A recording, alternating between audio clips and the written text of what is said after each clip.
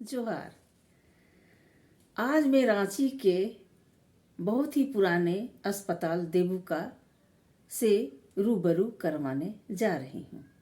समय की मांग, सरकार की कोशिश सदैव शिक्षा और स्वास्थ्य पर रहा है, जिसके लिए केंद्र सरकार ने आयुष्मान योजना लागू की है। रांची में कुछ प्राइवेट अस्पताल ने इसे शुरू तो कर दी है, लेकिन बहुतों ने नहीं।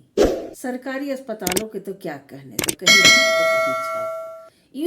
इस योजना को बना रखा है सत्य और असत्य के बीच झूलती जिंदगी के बारे सोचना हम सबको है।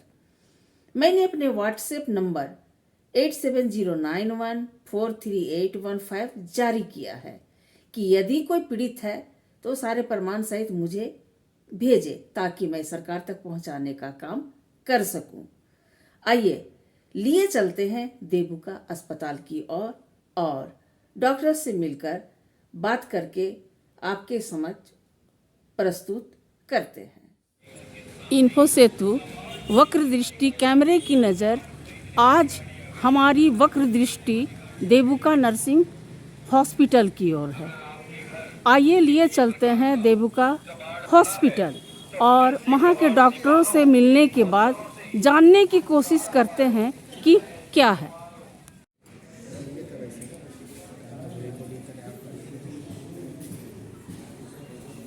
Reception,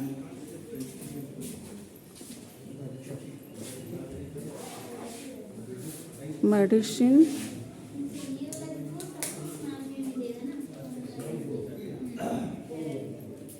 chamber of doctor Rekha Debuka and chamber of doctor SP Debuka.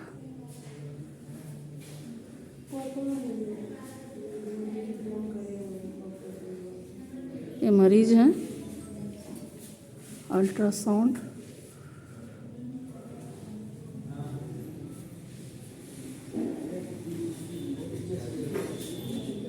क्या चीज़ के लिए लेने हमें? आप अपना पूरा परिचय दीजिए। मैं डॉक्टर रेखा देबुका। मैं यहीं रांची से पढ़ी हूँ, यहीं रांची में इस्टेब्लिश्ड हूँ।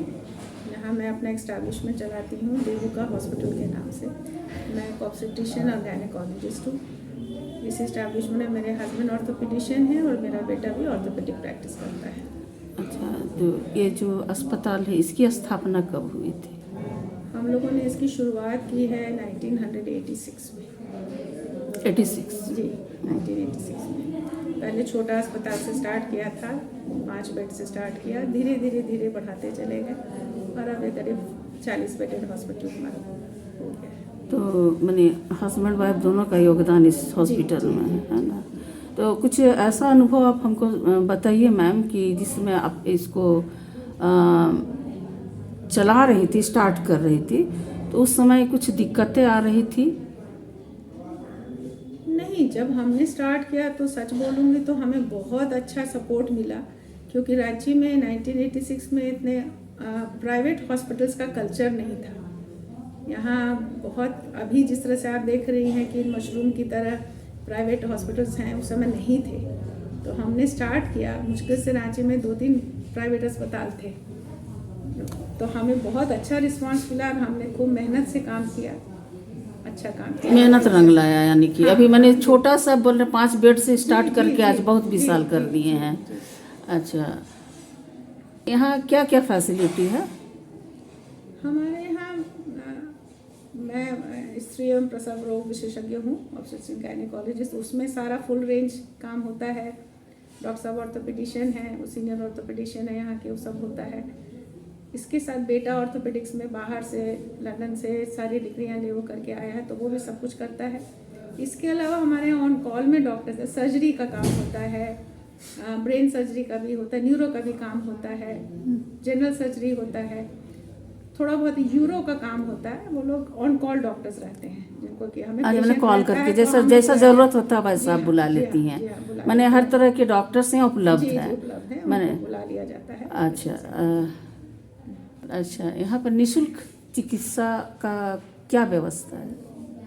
निःशुल्क में आप क्या देखिए करते बेसिकली निःशुल्क बोल के नहीं है, नहीं ये है। प्राइवेट हॉस्पिटल है, हमारा सब कुछ हमारा अपना ये है, तो निःशुल्क बोल के तो नहीं है। हाँ, जो गरीब मरीज हैं, जो देखते हैं कि जिनको दिक्कत है, परेशानी है, तो हम लोग उनको मदद भी करते हैं, चार्जेस में कंसेशन करते हैं, डिस्काउंट करते हैं, उस तरह से हम करते हैं। पर निःशुल्क बोल के कोई हमने नहीं रखा। आयुष्मान हमारे यहाँ नहीं है, अभी आयुष्मान हमने नहीं है। आयुष्मान नहीं लिया है। तो बस आयुष्मान चलिए नहीं है, उसका कुछ और दूसरा कुछ सरकारी योजना के तहत में कुछ है? नहीं, कुछ भी नहीं अभी है। कुछ नहीं। अब हम लोग कोशिश में हैं, बेटा मेरा आया है, उसके बाद से अब हॉस्पिटल को थोड़ा सा वो टेक ओवर किया है।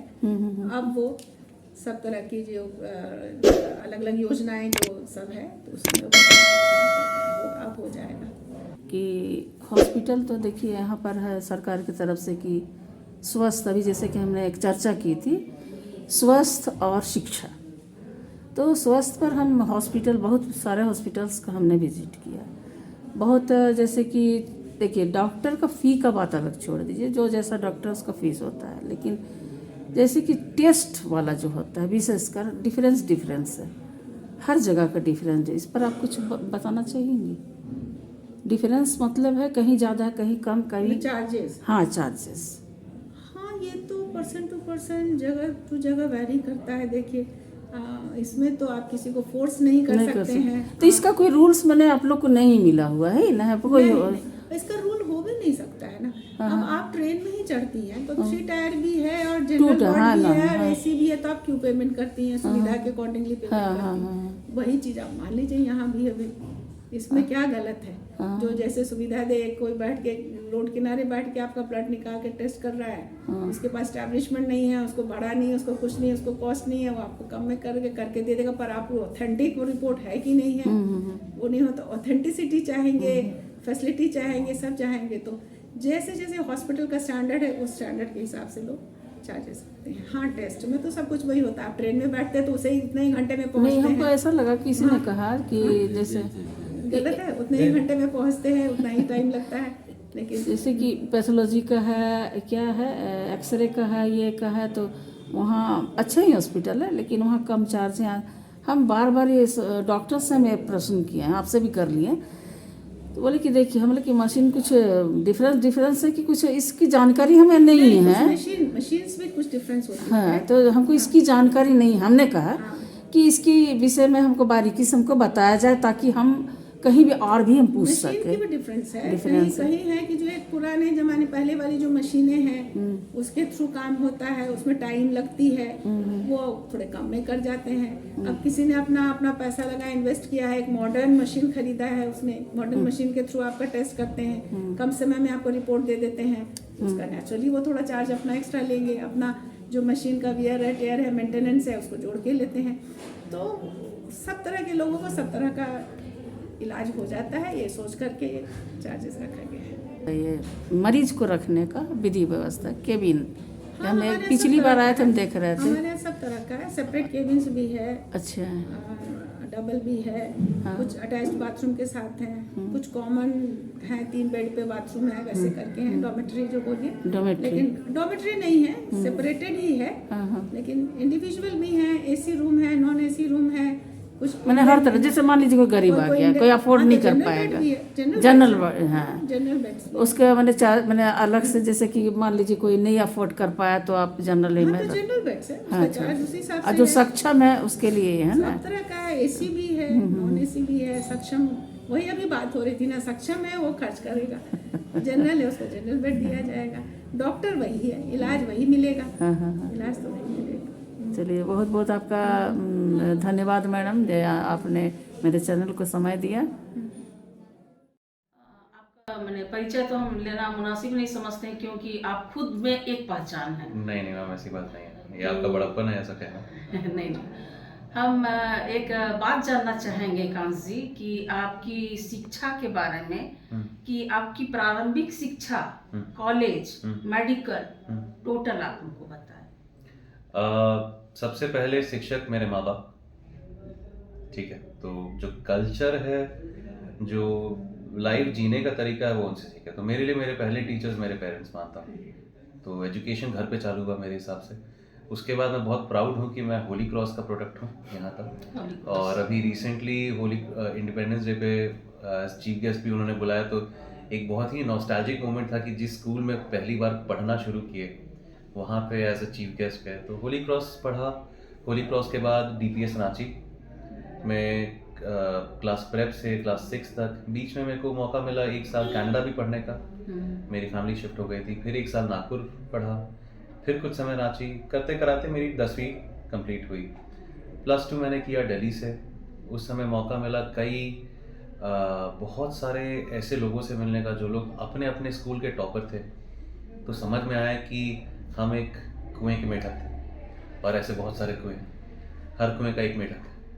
तो उनसे बहुत कुछ सीखने को मिला। वो मैं मानता हूँ एक लाइफ चेंजिंग डायरेक्शन था।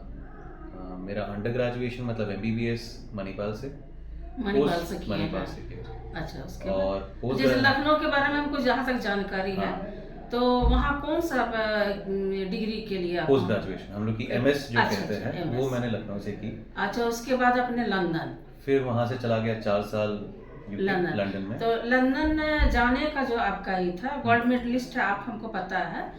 तो लंदन जाने का श्रेय आपको कैसे मिला, और वहाँ जाने के लिए जैसे कि पेरेंट्स ने भेजा या फिर कोई फाइनेंसर किया या कुछ, माने इसमें देखिए खर्च बहुत होता है, विदेश जाने का मतलब है खर्च बहुत होना है। मेरे एक या बॉस married थे, पर, हाँ। मेरे एक बॉस थे।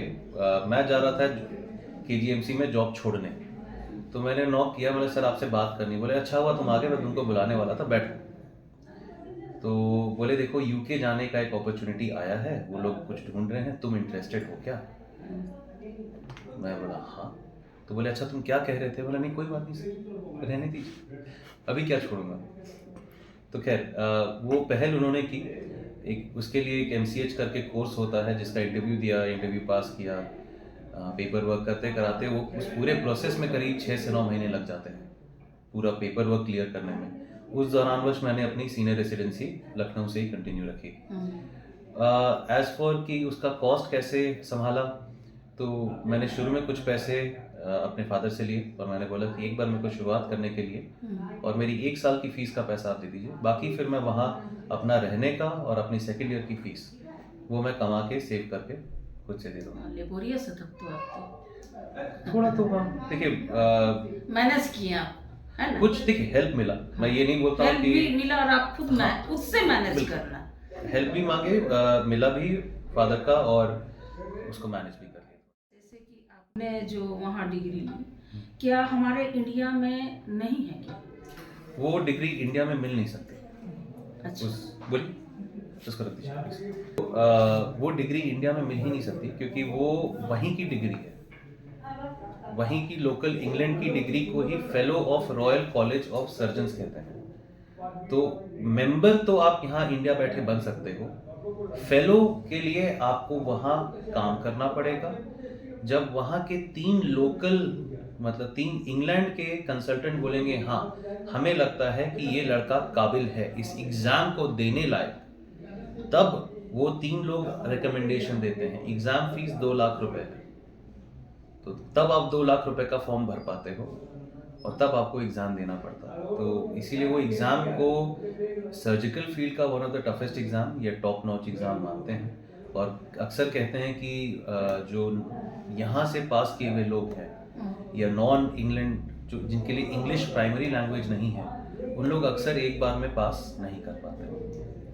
ऐसा है ना, जैसे कि इंडिया अभी देखिए केंद्र तक जाएगा ये, तो अगर हमारे इंडिया में ये उपलब्ध नहीं है, तो मेरा भी फर्ज बनता है कि सरकार को इस पर हम ध्यान आकृष्ट करें, बिल्कुल है ना। जैसे मान लीजिए कोई भी मेधावी है, सब आप नहीं, सब एकांश देवकर नहीं हो सकते हैं। दूसरी बात है कि ऐसे भी स्टूडेंट्स हैं जो जाना चाहते हैं, पढ़ना चाहते हैं, करना चाहते हैं, तो ऐसे यूथ के लिए आप क्या अपनी ओर से संदेश देना चाहिए? मैं पहला चीज़ जो हम लोग ने एक YouTube चैनल चालू किया, इसीलिए आज टचवुड हम लोग के 3000 सब्सक्राइबर मेरे अपने हैं। उस YouTube चैनल के द्वारा ही हम लोग वो इन्फॉर्मेशन उनको देते हैं कि भाई जाने के समय क्या क्या करना चाहिए, वहाँ पहुँच के क्या करना चाहिए, क्या नहीं करना चाहिए, वो कौन सी गलतियाँ थी जो मैंने की या हमारे दोस्तों ने की, हमारी गलती से लोग सीखें। नहीं, अक्सर आपका हम देखते हैं, मैंने हम पिछली बार हमको लगता 2-4 महीना पहले की बात है, जो आपको मैंने मैसेज किया था कि आपका हम देखे अच्छा लगा कि ये अभी जो आने वाला जनरेशन है उसके लिए आप बहुत एक अच्छा मैसेज दे रहे हैं। तो अब रह गया कि हमारे भारत में बहुत ही टैलेंटेड स्टूडेंट है, नहीं है, कमी नहीं बिल्कुल, है ना। बिल्कुल। तो ऐसे भी है कि जो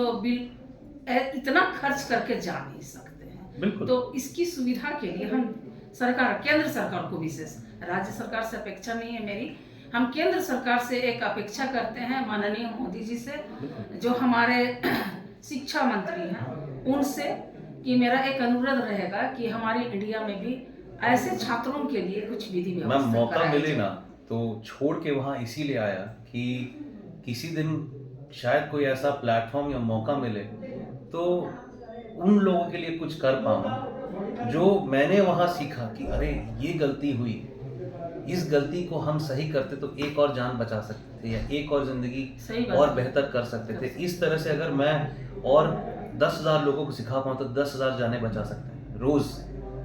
तो हेल्थ केयर को कहाँ से कहाँ ले जा सकते हैं, लेकिन उसके लिए वो गाइडेंस जो मेरे को मिला, ऊपर वाले की दया है, पेरेंट्स का विशेष है, मेरे वेल विशर्स का मेरी दुआ है कि मुझे कुछ ऐसे लोग इस लाइफ के जर्नी में मिले जिन्होंने मुझे सही रास्ते में गाइड किया, पकड़ा, रोका और सही दिशा दिखाई। और मैं चाहता हूँ कि वो कर पाऊँ और वो उतना मुश्किल भी नहीं है, पर थोड़ा सा गाइडेंस, थोड़ा सा डिसिप्लिन और एक विलिंगनेस टू लर्न होना चाहिए बस। बाकी नथिंग इज इम्पॉसिबल। डॉक्टर एकांश देबुका की जुबानी आपने सुनी कि भारत में क्या ज़रूरत है, जो लोगों के स्वास्थ्य और शिक्षा से जुड़ी है। स्वास्थ्य के साथ शिक्षा का होना बहुत जरूरी है। उम्मीद है जनता जनार्दन व सरकार तक मेरी बात पहुंच पाए। मेरी ये छोटी सी कोशिश जारी रहेगी। मिलते हैं अगले ब्लॉग में, तब तक लेते हैं हम विदा। जय हिंद, जय भारत।